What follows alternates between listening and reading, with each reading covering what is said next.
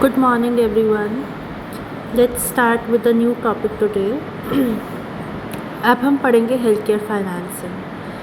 Health care economics का एक segment होता है हेल्थ केयर फाइनेंसिंग। क्यों? क्योंकि इकोनॉमिक्स में हमने क्या पढ़ा, पैसा कहाँ से आएगा, कैसे हम लगाएंगे, क्यों लगाएंगे, हम अपनी हेल्थ को हम कैसे मिटिगेट कर सकते हैं, अपनी हम हेल्थ को कैसे हम सही कर सकते हैं, है ना। ठीक है, इस कंटेक्स्ट पे हम सोचते हैं कि किस तरीके से हम डिजीज़ को मिटिगेट कर सकते हैं, अफेक्टिव ट्रीटमेंट्स ले सकते हैं, पैसा बचा सकते हैं, कहाँ से हम क्या कौन सा बेनिफिट उठा सकते हैं हेल्थ केयर को, सेक्टर्स को, या फिर हम बोले कि इंडिविजुअल को कहाँ कहाँ से बेनिफिट्स, फाइनेंशियल बेनिफिट्स मिल सकते हैं। ये सब तो इस कंटेक्स्ट में हम आज हेल्थ केयर फाइनेंसिंग पढ़ेंगे। हम इसमें क्या क्या पढ़ेंगे, what is health care financing, WHO ने उसकी क्या डेफिनेशन दी है, हेल्थ केयर फाइनेंसिंग कैसे काम करता है, क्या मैकेनिज़्म है, कहाँ से मनी जनरेट होगा, कहाँ पे हम देंगे।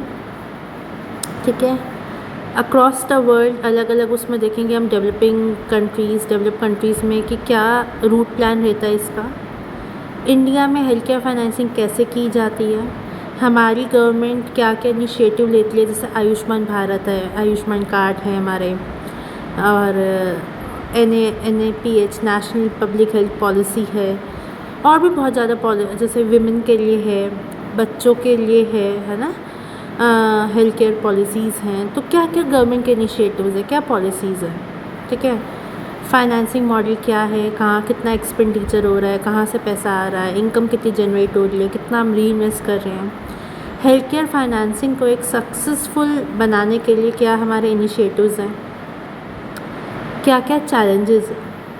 ठीक है, एंड ऑल्सो हम इसमें पढ़ेंगे कि जो हमारे चैलेंजेस है, ये जो हमारे इश्यूज़ है, प्रॉब्लम है, उसको हम कैसे सॉल्व कर सकते हैं, या इन फर्दर अगर स्टडी होनी चाहिए तो किस बेसिस पे होनी चाहिए। अगर मैं हेल्थ केयर फाइनेंसिंग की बात करूं तो हेल्थ केयर फाइनेंसिंग किससे कंसर्न होती है, आप अपने रिसोर्सेज को कैसे एक्यूमुलेट करोगे, कैसे मोबिलाइज करोगे और कैसे एलोकेट करोगे। कौन से रिसोर्सेज, फाइनेंशियल रिसोर्सेज। इसका मतलब है हेल्थ केयर फाइनेंसिंग किसकी बात कर रहा है, आपके पास जो पैसा है, आप उस पैसे को कहाँ से इकट्ठा करोगे, कैसे इफ़ेक्टिव मैनर में उसे प्रोपोर्शनेट करके एलोकेट करोगे कि आपकी जितनी भी हेल्थ नीड्स है वो पूरी हो सके। ठीक है, इसका पर्पस क्या होता है हेल्थ केयर फाइनेंसिंग का। मेन पर्पस या पहला पर्पस होता है फंडिंग अवेलेबल करवाना। जिसको भी हेल्थ केयर फंड की ज़रूरत है, ठीक है, पैसों की ज़रूरत है टेक्निकल अपग्रेडेशन के लिए, या पेशेंट केयर के लिए, या डिज़ीज़ मिटिगेशन के लिए, प्रिवेंशन के लिए, तो उसके लिए पैसा अवेलेबल करवाना। ठीक है, ऑब्वियसली अगर कोई पैसा अवेलेबल करा रहा है तो उसको क्या चाहिए, इंटरेस्ट चाहिए, इंसेंटिव चाहिए, गेंस चाहिए, तो उसको राइटफुल एंड पर्पसफुल गेंस मिले। एंड ऑल्सो ये इंश्योर करता है हर इंडिविजुअल के पास हेल्थ केयर फैसिलिटी अवेलेबल हो, क्योंकि health is the basic necessity and this necessity should be available to all. For that reason अभी हम अगर इतना सारा पढ़ रहे हैं तो हमें पता है आयुष्मान कार्ड जो है BPL के लिए भी है। ठीक है, एंड पुअर क्लास लोगों के लिए है जो एक एक्सपेंसिव मेडिकल बेनिफिट्स अवेल नहीं कर सकते, अफोर्ड नहीं कर सकते। तो आयुष्मान कार्ड के थ्रू वो लोग क्या कर रहे हैं, इन एक्सपेंसिव बेनिफिट्स को अवेल कर सकते हैं, मतलब कि हेल्थ उनका भी एक प्राइमरी राइट हो गया। अदरवाइज़ तो हमने हेल्थ केयर इकोनॉमिक्स में मैंने अभी तक क्या बताया कि जो एक मिडिल क्लास भी होता है ना, वो भी डॉक्टर के पास नहीं जाता ये सोच के कि पैसा लगेगा, है ना। तो उस चीज़ को हम इग्नोर नहीं करेंगे, बिकॉज बेटर हेल्थ मतलब बेटर ह्यूमन क्वालिटी, और अगर ह्यूमन क्वालिटी बेटर है, ह्यूमन लाइफ की क्वालिटी बेटर है, तो वो एफिशिएंट होगा, प्रोडक्टिव होगा, जिससे कि हमारी कंट्री की डेवलपमेंट होगा। हेल्थ केयर फाइनेंसिंग क्या कहता है, ठीक है, हेल्थ केयर फाइनेंसिंग कहता है कि हर एक इंसान को आप एक तरह का अवेयरनेस दे रहे हो कि अपनी हेल्थ का कैसे ध्यान रखना है, किस तरीके से काम करना है। Health care financing linked to the provision of service and systems capability to achieve its stated goal. Health care financing किससे लिंक्ड अप है? सर्विस कहाँ से प्रोवाइड की जा सकती है, कैसे कैसे आप अपने गोल को अचीव कर सकते हो। ठीक है, तो ये सपोर्टिव वे में होता है कि कैसे आप फाइनेंस रेज कर रहे हो, फंड रेज कर रहे हो, कैसे आप उसके लिए लोगों को पे कर रहे हो। ठीक है,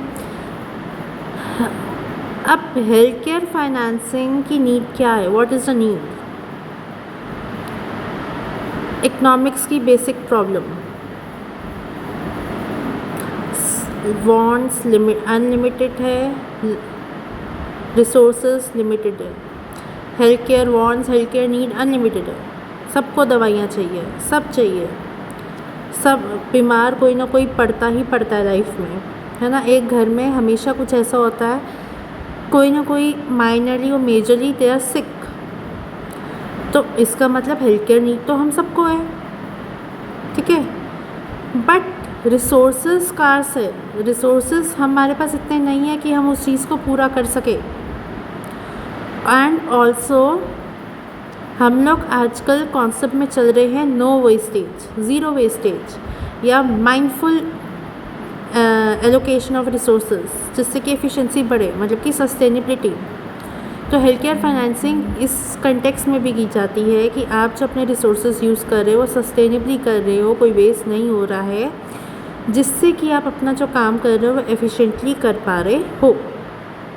ठीक है, आप अफेक्टिवली कर पा रहे हो, आपकी प्रोडक्टिविटी में कोई फ़र्क नहीं है, लेबर टर्नओवर में कोई फ़र्क नहीं है।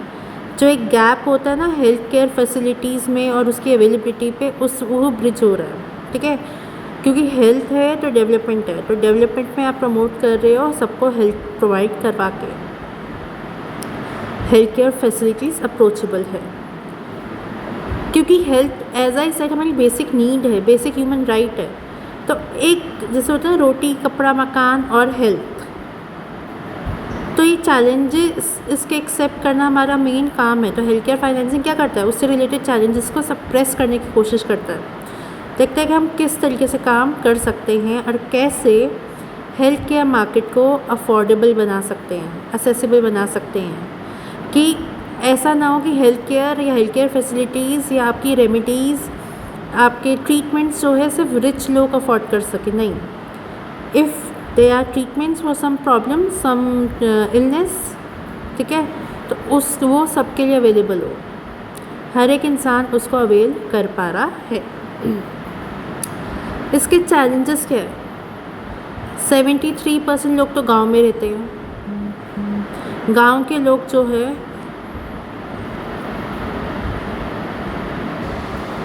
I am really sorry for the glitch that has happened, I am really sorry. तो मैं आप लोगों को चैलेंजेस पढ़ा रही थी, है ना। 73% लोग तो गांव में रहते हैं। गांव में डॉक्टर्स का कॉन्सेप्ट है ही नहीं। आज भी पता है प्रेग्नेंट वुमेन बहुत सारे एरिया में दाई माँ से अपना डिलीवरी कराती हैं, है ना। क्यों? क्योंकि वहाँ पे डॉक्टर्स, टीचर्स, इन सबको आज भी क्या माना जाता है, मतलब कोई कॉन्सेप्ट ही नहीं है। एक रीज़न ये भी है क्योंकि हॉस्पिटल्स ही अवेलेबल नहीं है, ये फैसिलिटी अवेलेबल नहीं है, लोग अवेयर ही नहीं है ना, कि एक पर्टिकुलर प्रॉब्लम का कोई ये सोल्यूशन हो सकता है। उनको लगता है कोई भी डिज़ीज़ है जो उनकी समझ से बाहर है उनके, तो फैटल है, और फैटालिटी बहुत जल्दी सोच लेते हैं। और 26.1% बिलो पॉवर्टी लाइन है, मतलब कि वो लोग अफोर्ड ही नहीं कर पाते। तो हेल्थ केयर सेक्टर को इन लोगों पे काम करना है, हेल्थ केयर फाइनेंसिंग को, कि जो BPL वाले वो अफोर्ड कर पाए, जो रूरल लोग हैं उन लोगों के लिए अवेलेबल हो पाए। क्योंकि हमारा हेल्थ केयर इंफ्रास्ट्रक्चर काफ़ी वीक है। ये हमने कोविड के टाइम पे भी देखा, जब इंफ्रास्ट्रक्चर कोलैप्स हुआ था, डॉक्टर्स नहीं है, हॉस्पिटल बेड नहीं है, ऑक्सीजन सिलेंडर्स नहीं है, मेडिकल वो नहीं है, मतलब कम थे। ठीक है, तो हमारे हेल्थ केयर सेक्टर में बहुत सारी वीकनेसेस है। अगर हम इनको फाइनेंस प्रोवाइड कराएँ, नॉट हेल्थ केयर फाइनेंसिंग सिर्फ पेशेंट्स को नहीं, हेल्थ केयर प्रोवाइडर्स को भी वो कराए, सब्सिडीज़, टैक्स में रिपेट, है ना, लोन्स, मनी, तो शायद मेरा इंफ्रास्ट्रक्चर डेवलप हो जाएगा। ठीक है, तो ये सारे फैक्टर्स हैं बहुत जो हम कंसिडर करेंगे। अगर मैं हेल्थ केयर फाइनेंसिंग की बात करूँ, उसका मैकेनिज़्म क्या है? एक्यूमुलेशन, पैसा कहाँ से इकट्ठा करना है, मोबिलाइजेशन, कैसे कैसे उसको प्लान करना है पैसे को, एंड एलोकेशन, पैसा किस किस को देना है, कैसे कैसे देना है, किस हिसाब से देना है। ठीक है, तो हेल्थ केयर फाइनेंसिंग के अगर मैं मैकेनिज़्म की बात करूँ या उसकी बात करूँ, तो ये कहता है पैसा कैसे रेज़ करना है, कितना कहाँ से इकट्ठा करना है, कैसे इकट्ठा करना है, किस सर्विस को कितना पैसा लगाना है। मतलब कि एक्यूमुलेशन कैसे करना है, पैसा रेज, पैसा मोबिलाइजेशन कहाँ से इकट्ठा करोगे, कैसे, और कौन कौन सी सर्विस को कितना पैसा दोगे, एलोकेशन। ठीक है, तो मनी रेज होता है रेवेन्यू कलेक्शन पॉइंट से।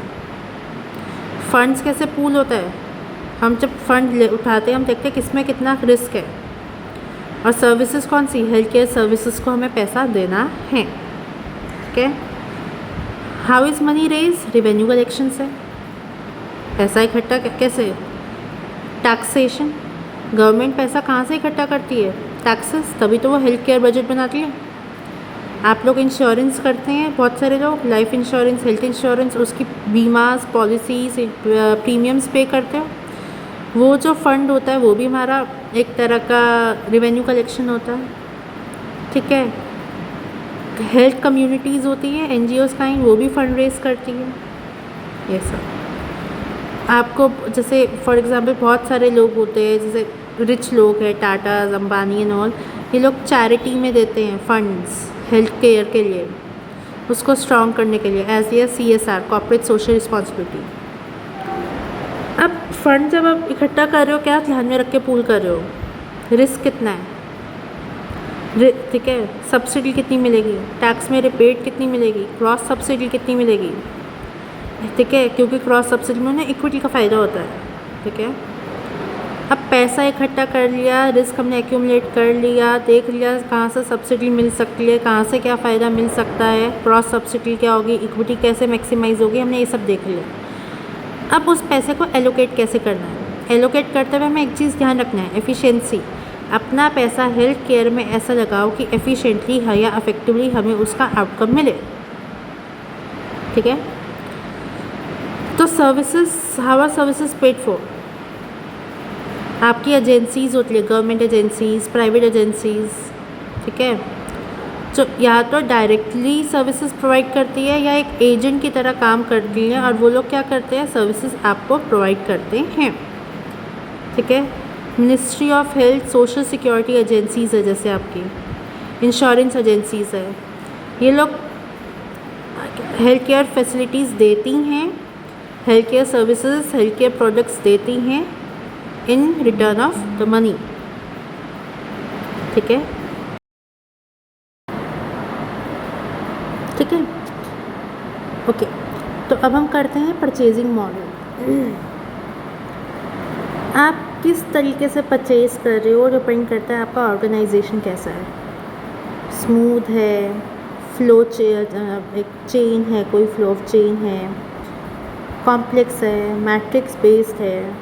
ठीक है, और ये भी देखता है आपकी ऑर्गेनाइजेशन का आपके परचेज़र से क्या रिलेशनशिप है, रेगुलर कस्टमर है, कॉन्ट्रैक्ट बेसिस पे है।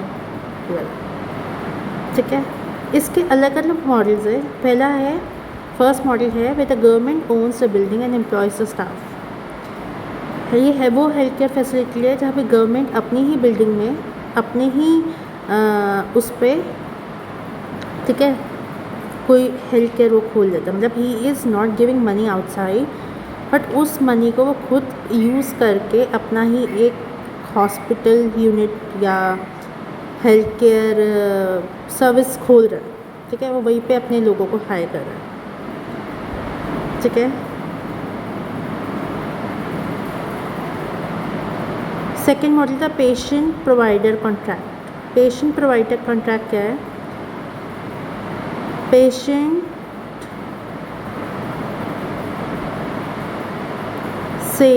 pays the provider and then seeks reimbursement for the insurer. ये मोस्टली हम लोग हेल्थ इंश्योरेंस में यही तो होता है, हम लोग हॉस्पिटल जाते हैं, हम लोग हॉस्पिटल में पैसा देते हैं, हॉस्पिटल और इंश्योरेंस वाले आते हैं और हमें रीइंबर्स करते हैं, ठीक है। थर्ड मॉडल होता है patient provider contract. The provider have to provide services to the patient, but the payment is paid by government. Ayushman Bharat, Ayushman card, ठीक है। आपको पैसा नहीं देना है, सिर्फ पैसा कौन देगा? प्रोवाइडर, ठीक है। आप बीइंग अ पेशेंट, आपके पास अगर हेल्थ केयर पॉलिसी है, स्कीम है, ठीक है, कार्ड है, तो आप फैसिलिटी अच्छी वो अवेल कर सकते हो। Fourth model, the patient pays the provider out of pocket and because the cost is not covered by insurance it is not reimbursable. आप अपनी जेब से पैसा दे रहे हो क्योंकि आपने जिस चीज़ की इंश्योरेंस ली है उसमें आपकी बीमारी का कवर नहीं है, तो आपको रीइंबर्समेंट नहीं मिलेगा। अब आता है एलोकेशन ऑफ मनी। इसमें क्या होता है, कैसे कैसे मनी एलोकेट होता है। पब्लिक सेक्टर में सबसे पहले तो हेल्थ केयर बजट आता है, गवर्नमेंट एलोकेट करती है पैसा, हॉस्पिटल में इतना करेगी, मेडिकल कॉलेजेस में इतना करेगी, टेक्नोलॉजीज़ में इतना करेगी, तो भैया तो वो वहाँ से बजट आता है। ये जो बजट होता है फैसिलिटी वाइज हो सकता है, फंक्शनल वाइज हो सकता है, कैटेगरिकल हो सकता है, कुछ भी हो सकता है, ठीक है। हर साल का अलग बजट आता है और उस पर काम किया जाता है, तो मेन तो हमारा बजट ही होता है, ठीक है। क्योंकि बजट के हिसाब से ही हमें लोन्स वगैरह भी मिलते हैं। पैटर्न क्या है, अगर मैं अक्रॉस द वर्ल्ड की बात करूँ,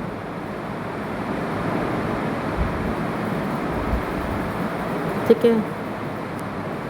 नेशनल हेल्थ सर्विसेज जो है यूके की एक अच्छा खासा पब्लिक फंडेड सिस्टम है जहाँ से हम पैसा उठा सकते हैं, जहाँ पे जितने भी टैक्स फाइनेंसेस आते हैं उसका 80% हेल्थ केयर में स्पेंड होगा, ठीक है।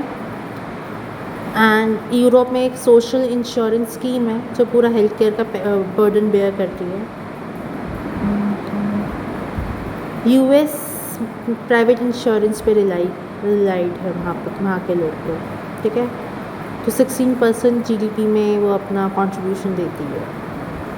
Health care financing in India, ठीक है।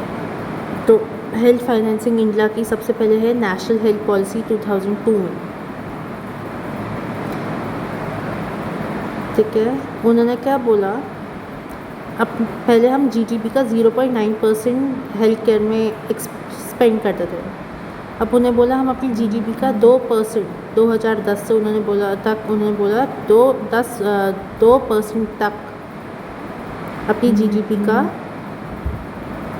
जो जीडीपी में से जो प्रोपोर्शन है हमारा हेल्थ एक्सपेंडिचर को इंक्रीज़ करेंगे। सेंट्रल गवर्नमेंट अपने ग्रांट्स बढ़ाएगी, 25% ग्रांट्स जो है वो हेल्थ केयर को देगी। हेल्थ स्पेंडिंग हेल्थ स्टेट्स मतलब पर्टिकुलर स्टेट भी 7% जो है अपने बजट का किसको एलोकेट करेगी, हेल्थ को करेगी। ये आया। फिर आया रूरल हेल्थ मिशन, रूरल मतलब गांव, उस पर भी यही आया, जीडीपी में अपना कंट्रीब्यूशन एक्सपेंडिचर को बढ़ाएंगे, पब्लिक हेल्थ बजट 10% से बढ़ाएंगे, ठीक है। तो बजट एलोकेशन इंडिया में कैसे होता है, इंडिया में 5 ईयर प्लान आता है। 5 ईयर प्लान कैसे, in the sense ministry of finance ने कुछ डिसाइड किया, ठीक है, with respect to ministry of health. इन लोगों ने बजट एलोकेट किया स्टेट्स को, स्टेट्स ने किया अलग अलग डिपार्टमेंट्स को, डिपार्टमेंट करता है अलग अलग, उसमें गवर्नमेंट का अलग, प्राइवेट का अलग, और गवर्नमेंट सेक्टर को ministry of health and finance भी क्या करता है, पैसा देता है, ठीक है। तो हेल्थ डिपार्टमेंट जो भी करता है डायरेक्टरेट से कंसल्ट करने के बाद करता है। वो न्यू स्कीम्स बनाएगा, कंटिन्यू करेगा पुरानी स्कीम्स, ओल्ड स्कीम्स बंद करेगा, सब डिस्कस्ड होता है डायरेक्टरेट से। एक प्लानिंग कमीशन बैठते हैं, प्रॉन्स एंड कॉन्स देखते हैं, तब वो न्यू एंड ओल्ड स्कीम्स देखते हैं, फिर बजट अलॉट होता है। ठीक है, तो ट्रांसफ़र ऑफ बजट जो है थोड़ा कम हुए, 57 से 44% हुए। बजट क्या होता है? Plan, non plan. कभी कभी हम रिसोर्सेज देखते हैं कितने हैं, कभी हम देखते हैं ज़रूरत कितनी है, कभी हम देखते हैं खर्चा कितना आ रहा है, रेवेन्यू कितना रिलीज़ होगा। इन सब को ध्यान में रखते हुए हम हेल्थ केयर बजट बनाते हैं। अगर मैं इसमें आता है परफॉर्मेंस बजट। ठीक है, इसमें आप पुराने प्रोग्राम्स क्या क्या है, उनके अचीवमेंट्स क्या क्या है, उसको डेटा कलेक्ट करते हो, ऑब्जेक्टिव देखते हो क्या क्या है, क्लियर करते हो, जो भी आप समझे उसको रिव्यू करते हो। ठीक है, आप फिर उसके बाद डिसीजन लेते हो, जो आपने डिसाइड किया या गवर्नमेंट ने डिसाइड किया वो सही है या गलत है। आप देखते हो कौन किसके लिए रिस्पॉन्सिबल है, उसका प्रॉपर ऑडिट होता है, उसके हिसाब से जो उसके रिव्यूज़ आए आप न्यू बजट बनाते हो। ज़ीरो बेस बजटिंग क्या होता है? जहाँ पे आप एक बेस लेके चलते हो और उससे आप नए इंक्रीमेंट करते हुए नए तरीके से आप अपना बजट बनाते हो। ठीक है, इसमें क्या है, आप जो हो गया सो हो गया। आप ज़ीरो बेस मतलब कि बस आप अपना ऑब्जेक्टिव लेके चल रहे हो, आप फिर से ज़ीरो से अपना बजट बना रहे हो। आप इसमें पास का नहीं लेके चलते, पास परफॉर्मेंस से आपको नहीं है कुछ इसमें। Indicators for assessing health care financing. GTB का कितना टोटल परसेंटेज एक्सपेंडिचर का आप कॉन्ट्रीब्यूट कर रहे हो, पर कैपिटा कितना कर रहे हो, गवर्नमेंट एक्सपेंडिचर कितना है, पब्लिक स्पेंडिंग कितना है, आउट ऑफ पॉकेट कितना है, डोनर्स या चैरिटेबल कितना है, ये सब आता है। ठीक है, इसमें आप ये भी देखोगे कि कितनी परसेंटेज आप हेल्थ बजट पे स्पेंड कर रहे हो, आपकी सैलरी क्या है, मतलब इन द सेंस डॉक्टर्स को सैलरी कितनी दे रहे हो, नर्स को सैलरी कितनी दे रहे हो, मेडिसिन में कितना है, सप्लाईज़ में कितना है, रिसोर्सेज में कितना है, टेक्नोलॉजी में कितना है पैसा जा रहा है, आप ये सब देखोगे। ठीक है,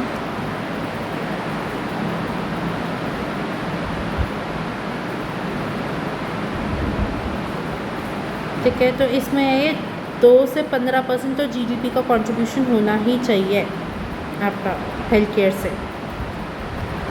अगर आप इंडिया देखो, यूएसए में कितना अच्छा कंट्रीब्यूशन है, इंडिया का कंट्रीब्यूशन देखो still very less. So India is not contributing much health care में। GDP spending on health in India देखो कितना है, 0.93% है गवर्नमेंट, प्राइवेट तो फिर भी 4% ऑफ जीडीपी है। ठीक है, बट क्या कहते हैं, गवर्नमेंट तो बहुत कम है। एंड अगर आप कंपैरेटिवली हमारी पॉपुलेशन देखो तो रूरल पॉपुलेशन, बीपीएल पॉपुलेशन ज़्यादा है, और उन लोगों को हेल्थ की सबसे ज़्यादा ज़रूरत पड़ती है, हेल्थ केयर फाइनेंस की, मतलब कि उनके लिए फैसिलिटीज़ बहुत कम है।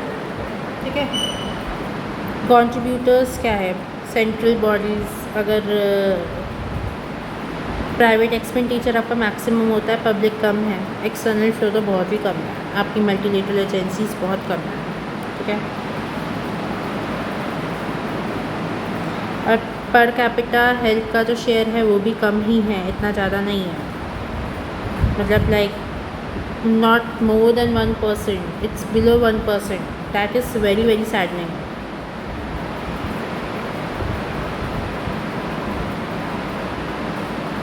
ठीक है, public health spending and indicator. India में infant mortality 70%, percentage health expenditure 5, कम ही है। आप अगर देखो कितना वो है। ठीक है, इसी को उन्होंने ऐसे वो कर रखा है, पब्लिक हेल्थ कैसे सैलरी में कितना जा रहा है, सबसे ज़्यादा सैलरी में जा रहा है। ड्रग्स आप देख रहे हो, मेंटेनेंस में तो है ही नहीं, तभी हम गवर्नमेंट हॉस्पिटल में देखें ना, फैसिलिटीज़ तो है लेकिन मेंटेन नहीं है। यही रीज़न है, दिस इज़ द रीज़न। ठीक है, ये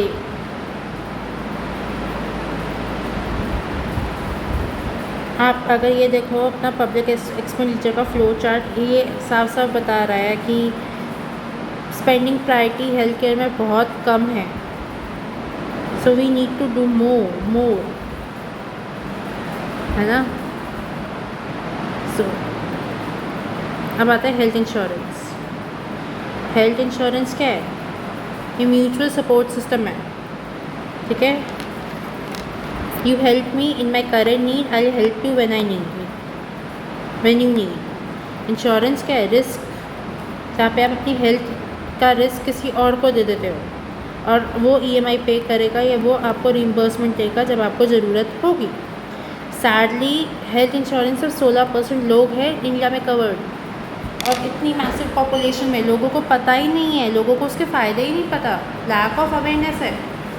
तो अगर मैं सोशल हेल्थ इंश्योरेंस की बात, ESIS है जो central and state government provide करते हैं, CGS है, ठीक है, ये एनुअल इसकी लिमिट होती है, स्मॉल स्कीम्स होती है, आपके एम्प्लॉयज़ को की जाती है, NGOs वगैरह भी प्रोवाइड करते हैं। ठीक है, private health insurance with over 300 product है, 30 इंश्योरर कंपनी मार्केट्स है, बट लोग इंश्योर्ड है ही नहीं, उनको कॉन्फिडेंस नहीं है, उनको ये चीज़ ही समझ में नहीं आती, विच इज़ सैड। अच्छा, स्टेट हेल्थ इंश्योरेंस में आपके राजीव आरोग्यश्री, कल्याणकर, ये सारी हैं, है ना। ये लोग इसमें क्या है, ये लोग क्या करते हैं, आप EMIs पे करते हो, प्रीमियम्स पे करते हो एनुअली, और जब आप बीमार होते हो और आपकी वो कवर्ड होती है तो आपको उसके वो मिलते हैं, लाइक रिइम्बर्समेंट मिल जाएगा। ठीक है, आपको आपकी कॉस्ट की रिकवरी होगी, आपका रेवेन्यू जनरेट होगा, आपकी हेल्थ सिक्योर होगी, आपका हेल्थ का रिस्क ट्रांसफ़र हो जाएगा। इससे अगर इंश्योर्ड होगे तो आप सोचोगे नहीं ना, आपकी हेल्थ केयर एफिशिएंसी बढ़ जाएगी, बीमारी कम हो जाएगी, प्रोडक्टिविटी बढ़ेगी, इक्विटी बढ़ेगी, सस्टेनेबल हेल्थ पे हम ध्यान रखोगे। गवर्नमेंट ऑफ इंडिया ने भी बहुत सारे इनिशिएटिव लिए हैं NRHM, ठीक है, जहाँ पे वो फंड्स प्रोवाइड करती है। राष्ट्रीय स्वास्थ्य बीमा योजना है सेंट्रल गवर्नमेंट के द्वारा, जो 30,000 तक के हॉस्पिटल एक्सपेंसेस लेती है। न्यूबॉर्न बेबी जो मेटर्निटी केयर है वो लेता है, ट्रांसपोर्टेशन कॉस्ट कवर्ड है उसमें। ठीक है, एंड ये पुअर लोगों के लिए है। ठीक है, तो लेकिन पॉइंट ये है, we need to develop more such partnerships, more such spendings, AYUSH integrated programs, awareness programs, people should know more. यही सबसे बड़ा चैलेंज है, that people are not aware what is happening. ठीक है, ओके, तो this is all about health care financing. आज हम इतना ही करेंगे, बाकी हम कल कंटिन्यू